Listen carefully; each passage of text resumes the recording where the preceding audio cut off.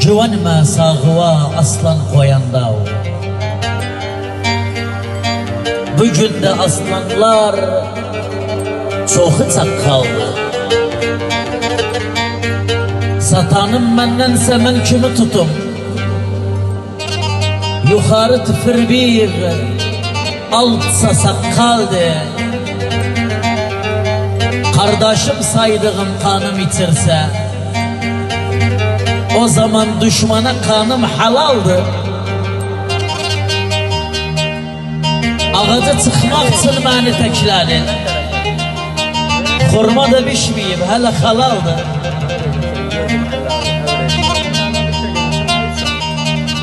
Hayatta dostumu satıp kırmadım. Zehirini içerdim, diyardım baldı. Namardın ne haddi karşıma çıksın. Hıdırdan bıçağın belime çaldı. Ayağın kırdığım, dilin kestiğim, düşendem dil açtı, kaçamakla geldi. Garipler yığıştı son nefesimde. Bəs xısım gelmedi, gevlimde kaldı. Astılar gevdemi, satsılar etim.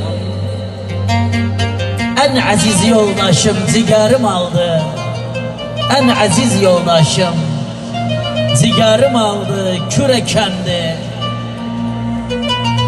Torpağa kürekendi. Dost ahbab bura gelip Ali de kürekendi.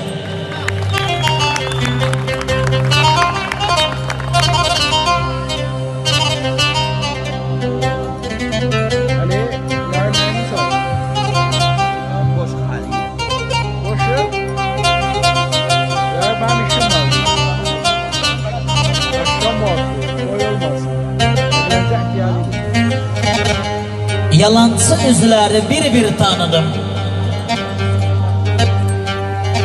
Kırgınım dünyada yardan dostuma. Ruh çıksa bedenden, kapansa gözüm. Nenemin abasını örtün üstüme. Nenemin abasını yandırıp güneş. Eline uyardı her ekmek, her aş. Diyerdi daş yevun, besekmavun baş. Bu izzet nefsimi nenemden aldım. Nenemden sonra ben kimsesiz kaldım. Nenemin gamiymiş dünyada payı. Yerini doldurmaz 100 ammi dayı. Bu sabah halinden içmedim çayı. Hananet dersimi nenemden aldım. Nenemden sonra ben kimsesiz kaldım.